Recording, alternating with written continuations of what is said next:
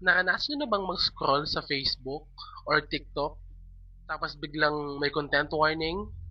O may hinahanap kang viral video daw tapos this content is no longer available? Sino nga bang may gawa nito? Computer? AI? O tao? Hi guys! Welcome back to the video. Today, pag-uusapan natin ang isa sa pinaka-misteryosong trabaho at isa sa pinaka-importanteng trabaho sa tech world, content moderator. Ano nga ba ang trabaho nila? Sila ang tinatawag na internet janitors. At kung balak mong mag-apply, panoorin mo tong video na to hanggang dulo. Baka makatulong to.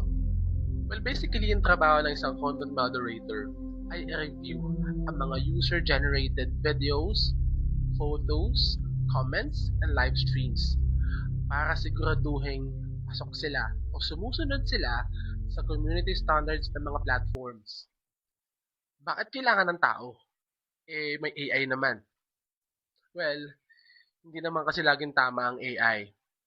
Hindi nila naiintindihan yung sarcasm, slang, o yung context ng biro, which is isa sa pinakamahalaga bilang content moderator. Diyan kami pumapasok. We decide if we keep this video, delete, or escalate. Common categories na hinahawakan namin: hate speech, bullying, sexual harassment, sexual activity, violence, frauds and scams, at yung mga sensitibong videos o photos na hindi na dapat nakikita ng mga bata. Sa loob ng 8 to 9 hours na shift, nakatitig ka lang sa monitor. Isipin mo, libo-libong videos, photos ang dadaan sa screen mo araw-araw. May tinatawag din kaming AHT or Average Handling Time. May mga accounts kasi na kailangan mo mag-decide sa loob ng 10 to 30 seconds per post. Imagine the pressure. Isang maling click mo lang, pwedeng ma-terminate o ma-warningan ang account ng user. Very strict din ang security.